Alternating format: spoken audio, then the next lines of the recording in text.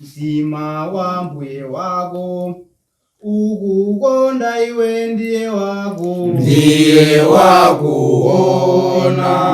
wopirira mtima wa mbuye wako ukukonda iwe ndiye wakuona.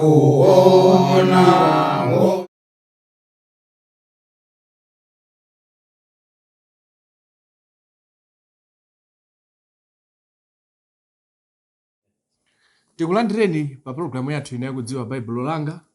Monga mwa nthawi zonse muliso ndine m'bale wanu Vinjelo Gondwe. Tikumbukire programu imene yamatipatsira ndi Lilongwe School of Biblical Studies ku Lilongwe ku Mitundu.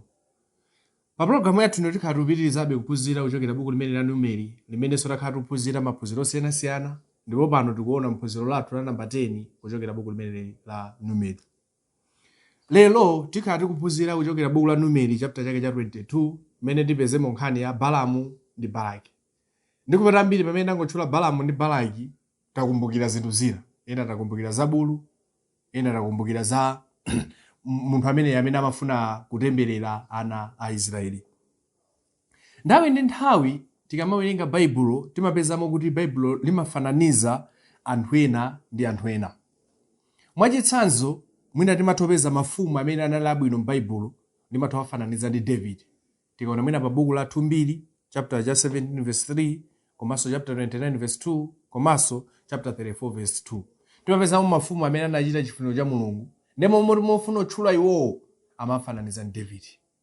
Komanso sipokhapoyi mafumu oyipa amafananiza ndi Jeroboamu. Tikaona mu buku la 2 mafumu chapter 13 verse 2, komanso pa 1 mafumu chapter 16 verse 1, komanso verse 31.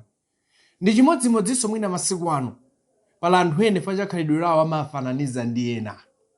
Kunoti facha khalidwe lawo mwina amafananiza ndi munthu wina amene anachita zinthu zabwino, komanso munthu wina amene anachita zinthu zoyipa. Ndipo pamene tikuona mu phunziro lathu la lero ndi chofunikira kwambiri kuti tione zinthu zina zimene zimafananizidwa ndi anthu ena.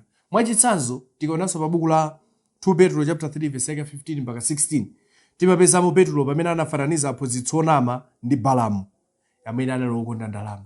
Ndiye tikuona kuti tikuti pala anthu ena amene amafananizidwa ndi anthu ena.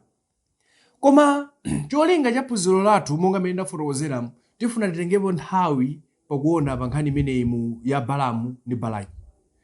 Tiyambe kuona pa chapter 22 verse 1 ananena kuti ndipo ana a Israeli anayenda ulendo namanga mahema m'zigwa za Mowabu tsidya la Yorodani ku Yeriko.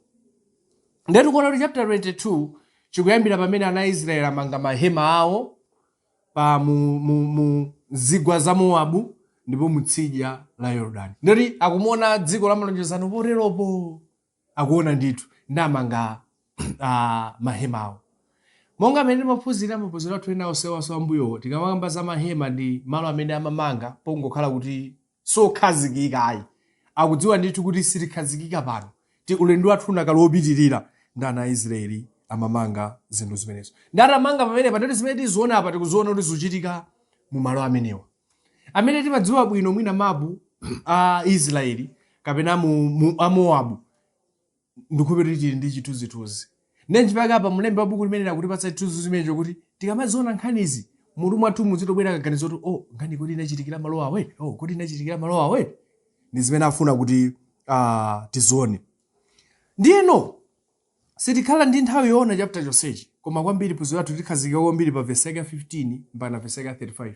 Pamene tione zimene kuti Balamu ndi ndani anachita chani, komanso kuti Balaki ndi ndani ndiponso munthu ameneyi anachita chani. Ndipo ona tiyambe kuona Balamu ndi ntchito zake. Apa tikuona kuti Israeli atafika mu Mowabu zinapezeka kuti chifukwa cha mbiri yawo ana a mzinda mmene wa Mowabu kapena anthu a mzinda mmene wa Mowabu inawapeza. Tikaona pa verse 3 chapter 22 akunena kuti ndipo Mowabu anachita mantha akulu ndi anthuwo popeza anachuluka nada mtima Mowabu chifukwa cha ana a Israeli. Ndiye tikuona kuti Israeli wafika pa mzinda umenewu wapeza anthu amenewa a Mowabu, koma anthu amene wapeza a Mowabuwa akunena nali ali ndi mantha. Chimapatsa mantha ndi chani? Anali atamva za ana a Israeli. Nchifukwa tikaona pa verse 4, verse 4 Ndipo Mowabu anati kwa akulu a Midiyani, tsopano msonkhano udzanyambita zonse zili pozinga pathu monga ng'ombe zinyambita msipu wa kubusa. Nde akufotokoza kunena kuti mene alili Israeli siwachibwana. Tikamulola kuti adutse pano, adzanyambita zinthu zathu zonse. Ndapereketsa zoti monga mene ng'ombe zimachitira ponyambita msipu. Izi zikubwera chifukwa chake ndi chani? Analata vako za ana Israeli. Kuti ana Israeli ukuzatere, ukusozatere, ukusozatere. Ndivake pa vesi yake 5 anapitiriza kunena kuti ndipo anatuma mithenga kwa Balamu mwana wa Beori ku Petoli wokhala mu mtsinje wa dziko la anthu a mtundu wake kuti umuyitane ndi kuti taonani anatuluka anthu m'dziko la Igupto. Taonani amphimba nkhope ya dziko lonse nakhala popenyera ndi ine. Ndiye chimene chinachitika tsopano apa ndi chinthu ichi. Mfumu ya Mowabu itamva kuti ana Israeli akutiyandikira, akuti chimene inachita inatumiza anthu kuti takayitaneni Balamu abwere. Chifukwa taonani ana Israeli akutani akubwera. Ndiye mfumu ya Mowabu yaona yamva za ana Israeli, yaona ana Israeli, chimene amafuna ana Israeli apa ndi chani? Tikumbukire ana Israeli akuchoka ku Egypt zimene akukamba pa verse 5. Akuchoka koteroko akubwera kuvuita dziko la malonjezano. Ndipo pamene apita dziko la malonjezano, iwo aja kuti tifuna tidutse nawo apa. Ndiye tsopano mfumu ya Mowabu kuti tikalola kuti adutse anyambita zinthu zathu zonse, aononga zinthu zathu zonse. Ndiye titani? Ndiye mfumu itathedwa zedi nati kayitaneni mneneri wa Mulungu Balamu. Ndiye Balamu akubwera pa chifukwa zimenezo. Ndipake tipitirize kuona pa verse 6 akunena kuti ndipo tsopano idzatu nutemberere anthu awa. Ndiye tikuona kuti mfumu ikumuyitana Balamu sikumuyitanira pa mtendere ayi, koma kumuyitanira ndi mtima onena kuti tufuna udzatemberere ana a Israeli. Chifukwa iwo zimapatsa mantha kuti awawa akadutsa pano pakhala mtendere pano, komanso kuti timenye nawo nkhondo. Koma bwanji tiyitane mneneri wa Mulungu, mneneri wa Mulungu akabwera adzatemberera anthu amenewo. Ndikupera anthu ambiri masiku ano tikakamba za temberero ndi chinthu chimene sitifuna kuti chitichitikire. Koma awa anaona kuti chinthu yofunikira kuti awawa wokha atembereredwe. Sitikudziwa kuti chimene chinachititsa mfumu ya Mowabu kwenikweni ndi chani, komabe ndikhulupirira kuti imadziwa ndithu kuti Balamu anali mneneri wabwino. Tikamba za mneneri wabwino tikamba za mneneri amene amataka nena chinthu kapena akachita chinthu chimachitika ndi imene chenero chitikirapo. Nchifukwa anali mmantima kuti takamwitaneni abwere kuti tikhale naye, ameneyi awatemberere. Tikaona pa verse yake ya 9 ananenanso mawu awa pa verse 9. Ndipo Mulungu anadza kwa Balamu nati anthu awa ali ndi iwe ndiwo yayani pa verse 10. Ndipo Balamu anati kwa Mulungu, Balaki mwana wa Zipola mfumu ya Mowabu anatumiza kwa ine ndi kuti. Ndiye kuti tikupeza kunena kuti anthu amene anatuma Balaki kupita kwa Balamu atafika Mulungu anamuyankhuladi Balamu. Zezi tionetsera ndithu kunena kuti Balamu anali ndithu mneneri wa Mulungu. Ndiye Mulungu akumuyankhula Balamu kunena kuti anthu amene abwerawo achokera kuti. Ndiye Balaki akuyankha kunena kuti awatu atuma ndi Balamu akuyankha kuti watuma ndi Balaki ndipaka abwera kwa ine kuno. Ndiye wayankha zimene Mulungu amafunsa. Komabe yupitirira nkhani pa verse 13 pamene ananena kuti pa verse 13. Ndipo Balamu anauka mawa nati kwa akalongawo a Balaki, mukani ku dziko lanu popeza Yehova andikaniza kuti ndisapite nanu. Ndiye tikationa anthu aja atafika kwa Balamu amene anatumidwa ndi Balaki, anamuwuza kuti mfumu yatituma, ndipo yatituma kuti dzatani tikuyitaneni tipite nanu. Ndiye kuti Balamu uja anamuwuza anthu aja atatumidwa ndi mneneri kuti dikirani kaye pang'ono, Mulungu ndimfunse kaye Mulungu kutanthauza kuti chani. Ndiye kuti kutacha mamawa zimene tuzipezano pa verse 13 uthenga unabwera kunena kuti ayi usapite nawo anthu amenewo. Ndiye Israeli alipoteropo akudikirira, akuwapempha njira kuti adutsemo. Ndiye mfumu ikunena kuti dikirani, ikayitanitsa Balaki mneneri. Balaki yakubwera ifeke ni nyani adzatemberere anthu. Ndi anthu atapita kamwitana kuti adzatemberere anthu Mulungu akumuwuza Balamu kuti usapiteko kumeneko. Ndikuti tsopano Balamu akuwabweza anthu aja kuti bwererani. Chifukwa Mulungu wandiwuza kuti ndisapite nanu. Anthu aja sipanatenge nthawi. Tuone pa verse 15 zimene zinachitika tawo zothenga umenewu. Pa verse 15 akunena kuti koma Balaki anaonjeza kutumanso akalonga ochuluka ndi oveka koposa awa. Akuti anthu aja atabwerera kukapereka uthenga kwa Balaki kunoti Balamu wanena kuti asabwere. Chinachitika ndi chani? Akuti uthenga chotafika kwa Balaki ananena kuti wakuyankhani zimenezo iyi. Ndi Balaki sanafowoke koma anatumiza samithenga ina. Akuti akulu kuposa amene anatumiza oyambaji. Ndikuti tikakamangariza boma ndikuti mwina ngati anatumiza anthu wamba ndikuti tsopano anatumiza nduna zipite tsopano zikakambe ndi munthu uja. Koyamba apempha akana akutumiza kachiwiri. Komanso akuti anali anthu a ulemerero wawo. Osati anthu awamba mu dziko lawo mwayi. Akupita ukakamba ndi Balamu. Tiloleni ngati kuli kotheka tipite ndithu. Ndiye tiona atatumizanso anthu aja kachiwiri kuti chinachitika ndi chani pa verse 16. Pa verse 16. Ndipo anadza kwa Balamu nati kwa iye, atero Balaki mwana wa Zipola, pasakhaletu chinthu chakukuletsani kudza kwa ine. Ndakunena kuti tabweranso. Balaki akunena kuti mulole pasakhale kanthu kokuletsani kapena chinthu chokuletsani. Akuti mupite ndithu. Musade nkhawa pa verse 17. Popeza ndidzakuchitira ulemu waukulu ndipo zonse unena ndi ine ndidzachita. Chifukwa chache idzatu unditembererere anthu awa. Akumuwuza kunena kuti musakhale ndi nkhawa. Mfumu yanena kuti chinenso chimene mungafune mudzapatsidwa. Ndiye tiyeni mupite. Chimene mukapitira ndi chani? Akuti mukatemberere Israeli. Mukati muone apa wafotokoza ndithu kuti chinenso chimene mungafune mudzapatsidwa.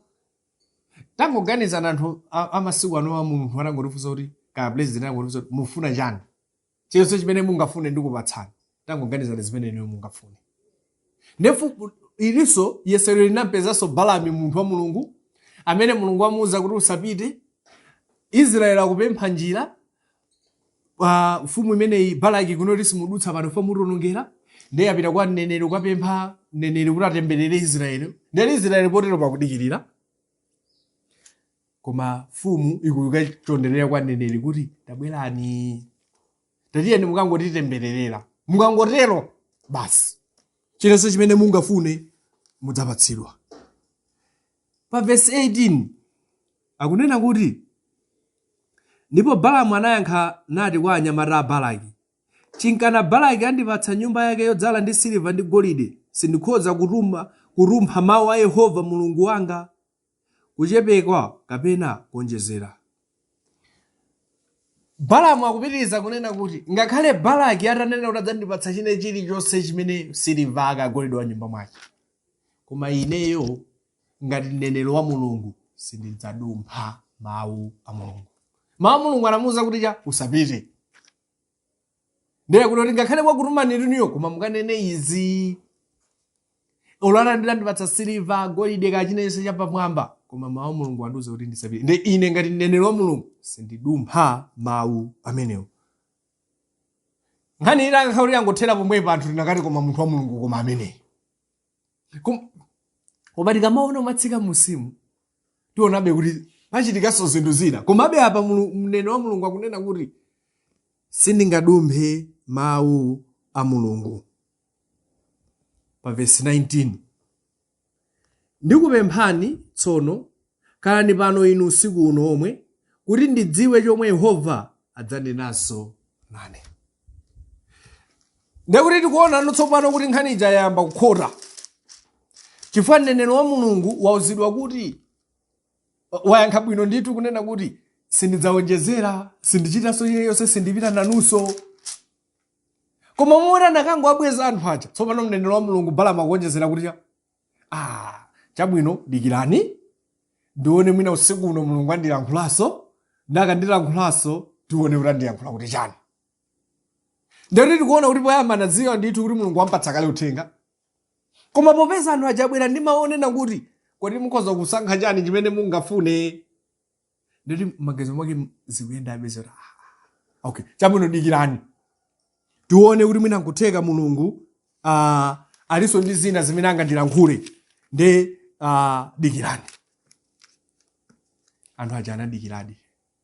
Pa verse 20 ndi 21 zinatere. Ndipo Mulungu anadza kwa Balamu usiku nanena naye. Akadza kukuyitana anthuwa nyamuka. Kunka nawo, koma mawu okhaokha ndinena ndiwe ndiwe ukachite. Ndakuti atadikirira Mulungu anabweranso usiku kumuwuza kuti nyamuka, pita.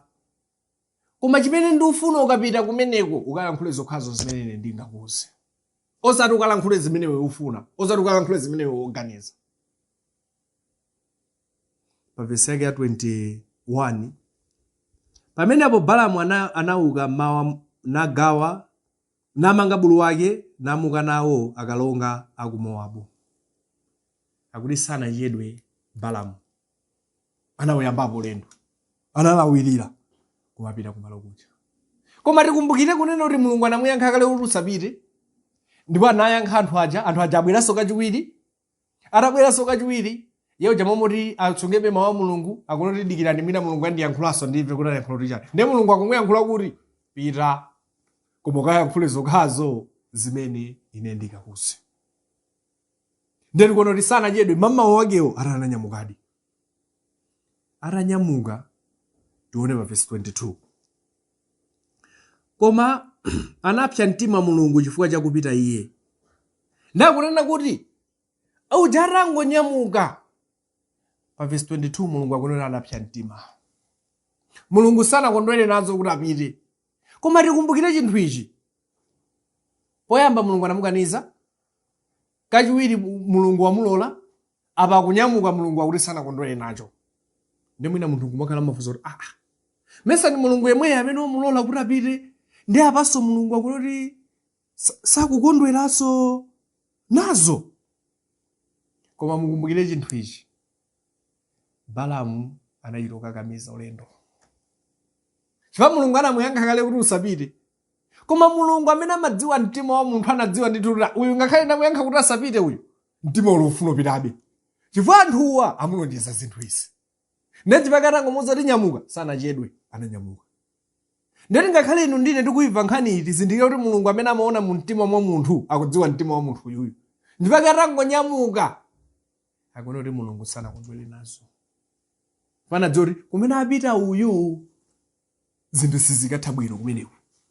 Chifukwa amadziwa mtima wa munthu ameneyo.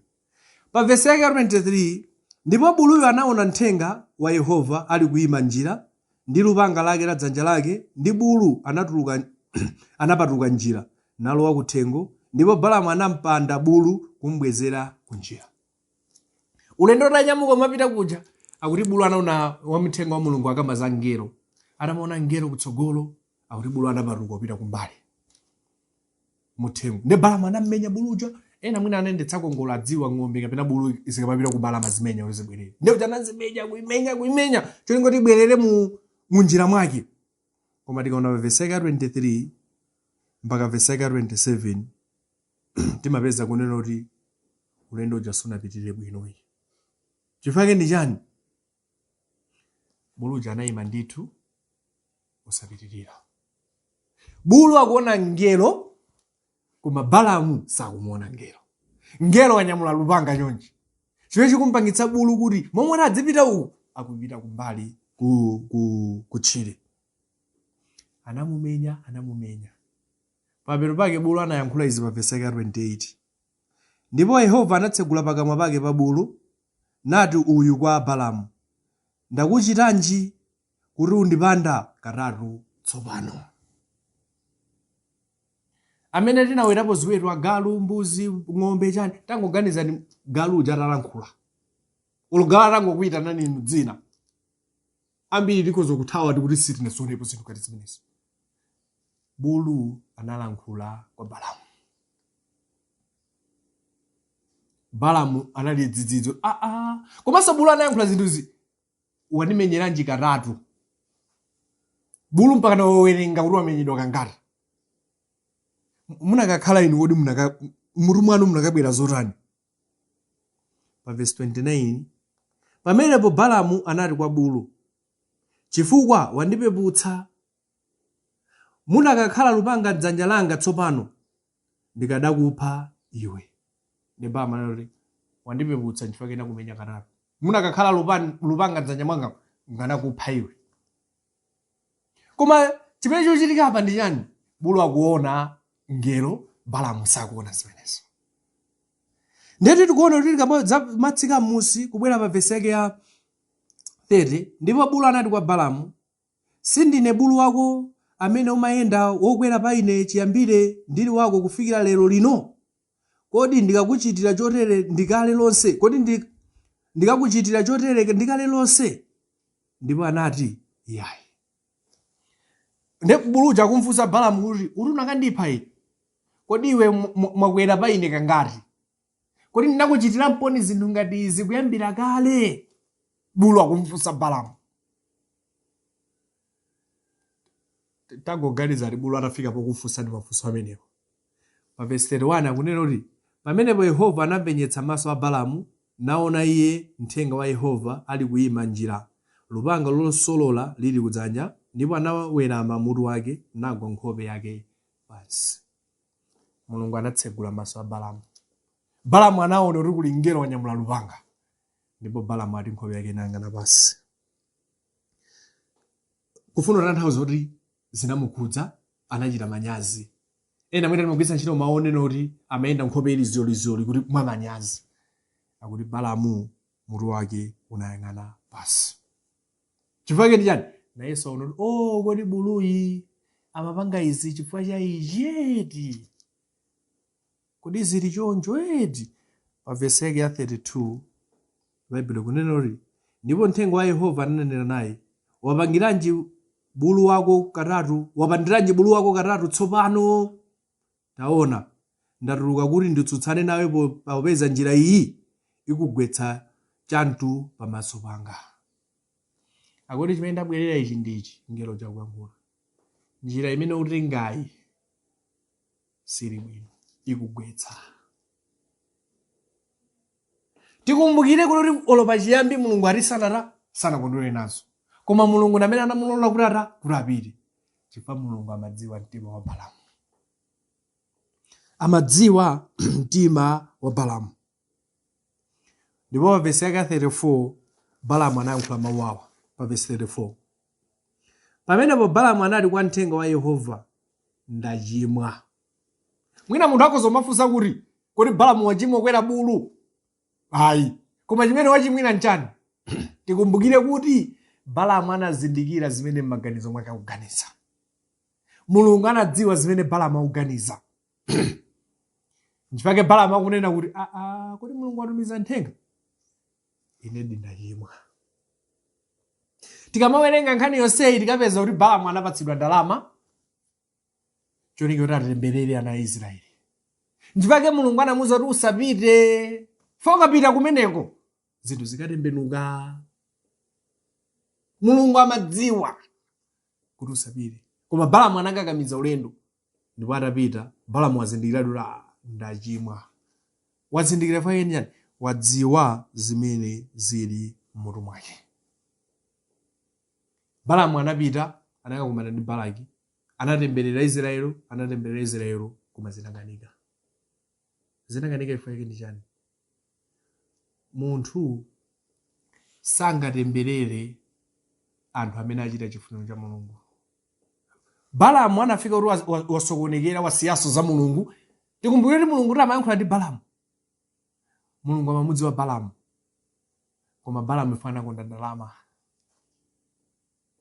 Anaso apa tsopano zija anayankhula kumbuyo zija kuti sindingadumphe mawu a Mulungu, pano tsopano kuti ndidumpha ine. Chifukwa chake ndi cha anthu amulonjeza ndalama. Ndipo anapita, anakatemberera, koma temberero masanduka ndalitso pamaso pa ana a Israeli. Kodi apa tikozophunzirapo chani? Pali maphunziro ambiri amene inu ndine leronso tikozophunzirapo. Chifukwa nkhani isi ya bulu kuti analankhula basi zaterapo boyi. Koma pali maphunziro ambiri amene inu ndine tikoza kuphunzirapo. Choyamba, anthu a Mulungu Satana amakhala nawo mantha. Israeli anapempha njira kuti adutse nawo. Koma tikumbukira Balaki ndi anthu ake anali ndi mantha. Masiku ano Satana amadziwa kunena kuti anthu tikatsatira tonse kuchita chifuniro cha Mulungu adzasogwira nawo ntchito. Adzakhala payekha mwina ndikhozonena choncho. Icho ndi chimene chimampatsa mantha. Chinthu chimene chikumupatsa mantha kapena chimampatsa mantha Satana ndi kudziwa kuti anthu onsewa akangotembenukira kwa Mulungu, ine ndingakhale ndani. Tikuona anthu a Mulungu Satana amakhala nawo mantha ndithu. Mfumu imene Balaki inali ndi mantha poona Israeli anthu a Mulungu. Phunziro lachiwirinso imene ndingaphunzirepo ndi chinthu ichi. Anthu kapena munthu amene Mulungu anamudalitsa, munthu sangapange kanthu. Balaki ndi Balamu, tikumbukire kuti Balamu anali mneneri ndithu wa Mulungu. Anafuna kutemberera na Israeli koma zinakanika. Munthu amene Mulungu anamudalitsa, inu ndine sitingalimbane naye zitavuta zitatani. Nthawi zina pala anthu ena amene timakhala ndi maganizo onena kuti bwanji achita zimene zinda amenewo ndakakhala ine. Inde zinakakhala bwino mwina munakakhala inu mene muganiziramo. Koma muzindikire chilichonse chinthu cha Mulungu amakhala wayika kale ndondomeko yake imene inu ndine ololera tilimbane nayo sitingayithe. Timaona mu buku la machitidwe Paulo analimbana ndi mpingo. Baibulo limafuna analimbana anthu a njirayo ankaona ngati akhoza kuthana nawo. Koma chinachitika ndi cha analipera. Munthu kapena anthu amene Mulungu adalitsa, palibepo munthu kapena palibepo chinthu chimene munthu angachite. Phunziro lachitatu imene ndingalolepo ndili, anthu ofuna kuti chimwitsa safowoka mpaka titachimwa. Ili ndi phunziro lalikulu kwambiri kwa ife lero. Tikumbukire kuti Balaki atamupeza Balamu woyamba, Balamu atakana. Balaki anadzabweranso kachiwiri kutumiza anthu apamwamba audindo wawo kumuwuzanso kuti tidzampatsa izi. Mpaka na Balamu anachimwa. Inu ndine anthu ofuna kuti chimwitsa sakugona. Akuyesetsa ndithu kuti apeze njira kuti kuti amene uja ndikampezere pati. Chimodzi ndi Satana. Satana akudziwa kuti awa mowa sangamwe, awa ichi sangatere, ichi sangachite. Koma apa pokha ndikupita akhoza kukapezeka apa. Akufuna kuyesetsa ndithu kupeza njira kuti tichimwe. Nde inu ndine tizindikire kunena kuti tikamakhala pala anthu amene afuna tichimwe ndithu. Nchifukwa Paulo anafotokoza kuti thawani. Tithawe chimo. Tizitozionera patali. Yosefe ndi chitsanzo chabwino anathawa. Anthu afuna ndithu kuti tichimwe. Satana amafuna kutionetsera ngati zili bwino pano koma zoti zili chimwitsa. Tiyeni tithawe chimo. Chifukwa anthu ofuna kuti chimwitsa akubwera ndipo adzibwera.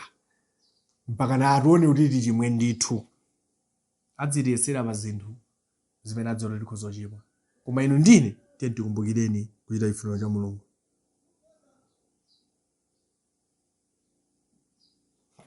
Phunziro lathu la namba 5 ndili. Tikaona pa buku la chapter 22 verse 20 timapezapo zimene anayankhula Balamu kuti sindiyankhula kuposera zimene Mulungu wanena. Sindipitirira zimene Mulungu wanena. Pali phunziro lonena kuti tidziyankhula zokhazo zomwe Mulungu afuna kapena kunena. Muchipembedzo masiku ano muli mavuto ambiri chifukwa aliyense akulankhula zimene aganiza. Balamu anayankhula bwino. Ine sindingapitirire zimene Mulungu anena. Inu ndine tikafuna kuti tikapeze moyo osatha, tikhale mu ubale wathu wabwino ndi Mulungu, tiye tisapitirire zimene Mulungu ananena. Baibulo limanena kuti tisaonjezere kapena tisachotsere, koma zochitika masiku ano chipembedzo ndi cha aliyense akunena zimene afuna. Ndiye pa Balamu akutiphunzitsa kuti abale anga tiyeni tisapitirire zimene Mulungu ananena. Ndipo phunziro lathu la namba 6 ndilo kuti Mulungu ali ndi mphamvu pa zonse, palibe amene angalimbane ndi Mulungu. Timaona Balamu anayesetsa kuti ndipitabe kupita kumene kucha, koma Mulungu popeza anamadziwa chimene chili chofunika, mpaka anatumiza bulu, anatumiza ngelo amene anayimitsa bulu, mpaka bulu analangula. Tikumbukire kuno kuti Mulungu ali ndi mphamvu, Mulungu ali ndi kuthekera. Mulungu ali ndi kuthekera kokutetezani inu pa zinthu zina zimene mwina m'maso anu simungaone. Sitifuna kuphunzitsa kuti Mulungu amapanga zozizwitsa, koma pali zinthu zina zimene Mulungu amatithandizira kuti pange chiganizo chabwino kuti tipewe mavuto. Tikumbukire kunena kuti Mulungu ali ndi mphamvu. Ndi zina anthu timaphweketsa za Mulungu. Timaona ngati Mulungu sakutidziwa, koma Mulungu amatidziwa, ndipo Mulungu ali ndi mphamvu pa zonse. Phunziro la namba 7 ndilo kuti Mulungu amadziwa mtima wathu. Tikumbukire Balamu asanafike komwe kuja, koma anatsimikiza pakati pa ulendo kuti ndachimwira Mulungu. Chifukwa ndi cha Mulungu anadziwa mu mtima mwake. Ndipaka namuzo kuti usapite, chifana zoti ukapita uko kumene zikatere ndikotere. Tikumbukire tikoza kubisira anthu azathu osadziwa kuti timaganiza chani, koma tikumbukire kuti Mulungu amadziwa mtima wathu. Kodi mu mtima mwanu lero Mulungu akudziwa mochani? Akuona mochani? Muli chani? Munthu zathu mwina sangadziwe, koma Mulungu amadziwa mu mtima wathu. Phunziro lathu lomaliza namba 8 ndili tidziyamika pa zonse zomwe ena amatipangira, osati kumangoona zolawika zokhazokha. Munthu wina aliyense mwina chinthu chimene chimabwera msanga m'maganizo chimene munthu anamulakwira, osati chimene munthu anachitira bwino. Bulu uja anayankhula kuti kodi mpaka ndimenya katatu, kodi sinakhale nanu bwino, kuti mpaka lero mungachito ndichitira izi, kuti mpaka munene kuti mukozondipha. Bulu uja amafuna nena kuti takumbukirani zabwino zonse zimene ndakuchitirani, popeza pano ndayima basi mufuna ndipha.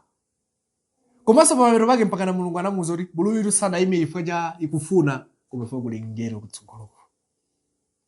Pali phunziro lonena kuti tidziti tikakhala tidzikanso maganizo pa zinthu zabwino zimene ena anatichitira, posangoganiza zoyipa zokha zimene watichitira lero. Koma anthu ambiri sali choncho, amakumbukira zokhazo zimene zili zoyipa. Koma bulu akutiphunzitsa kuti tiye ndikumbukireni zabwino zonse zimene akuchitira, popeza ndalakwitsa lero basi zonse zabwino zichamwefufure.